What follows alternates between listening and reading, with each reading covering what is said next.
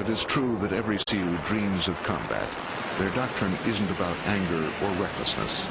Instead, it is a crucial combination of observation, invisibility, and controlled violence.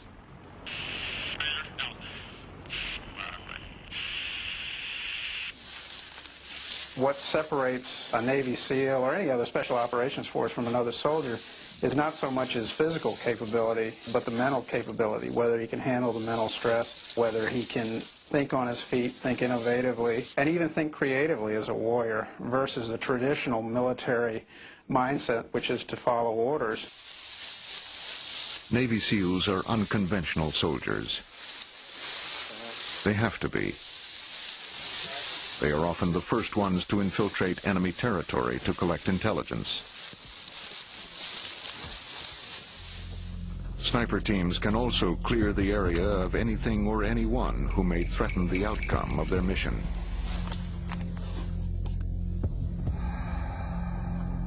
Undetected, they can establish the initiative, choosing the moment and location for the fight, theoretically striking at the enemy's weakest point.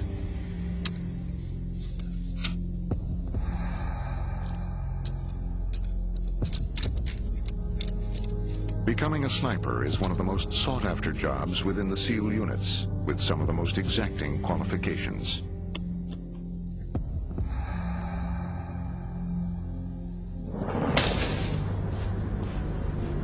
.50 caliber sniper rifles are becoming the wave of the future for special operations. With these types of firearms, we don't need to send a demolition team in. We can simply stand off from the target and shoot it.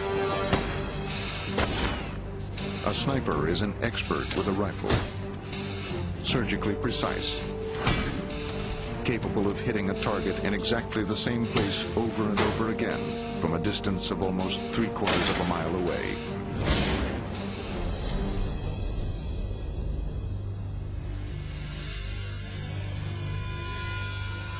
But a sniper must be more than a good shot. He must be extremely patient. In a real-world situation, snipers and their spotters spend hours, days, and weeks lying in wait. They call it stalking. Sometimes it takes an entire day for these teams to move less than a few hundred yards.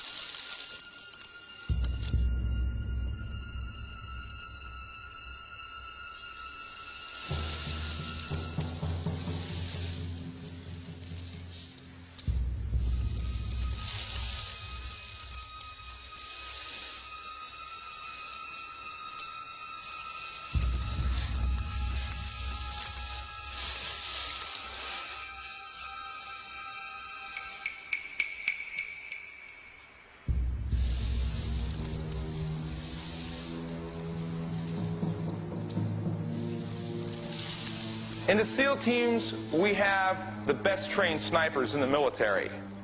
Our snipers do a lot more than just shoot. They're our forward observers. They're our eyes and ears. Before we go out on a mission, we'll send snipers in to observe the target, to do reconnaissance.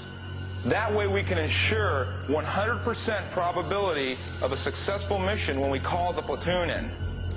Snipers can stand off and clean off a target, forcing enemy soldiers to take cover or flee while the rest of the SEAL team can take positions on the target and perform their mission. This keeps the enemy off balance, a tactic that works well for small units. 90% of a sniper's job is collecting intel. 10% is being a surgeon with bullets. Everybody around me is counting on me to make the shot go exactly where I want it to go every time. You've got to control your breathing. Everyone knows what happens when they get excited. They might start to shake, they breathe heavier, your heart rate goes up. You've got to have control over that. You've got a lot of tunnel vision just looking through a 16-power scope, right? You can't see a whole lot, you're looking in a small area. But you also find yourself just focusing on one thing. For instance, the guy you just shot. There's some kind of morbid fascination where you want to go back and look at him. And you've got to pull yourself back from those effects of adrenaline so you're not wasting your time looking at someone who's already dead. He's not a threat anymore. You got to look for the new threat, address it, and neutralize it.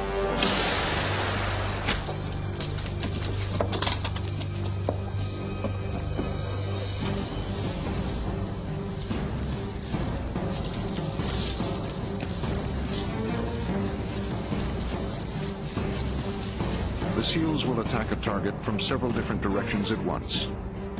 Using the sniper team to cover them, a SEAL squad increases its ability to get in close without being detected or suffering casualties.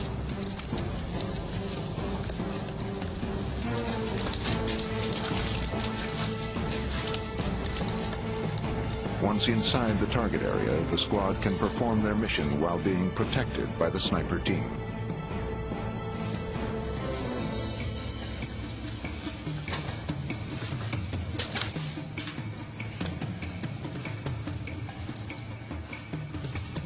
For secret intelligence operations that have no clearly defined battle lines or requirement for a conventional military deployment, the SEALs remain an important weapon for American policymakers.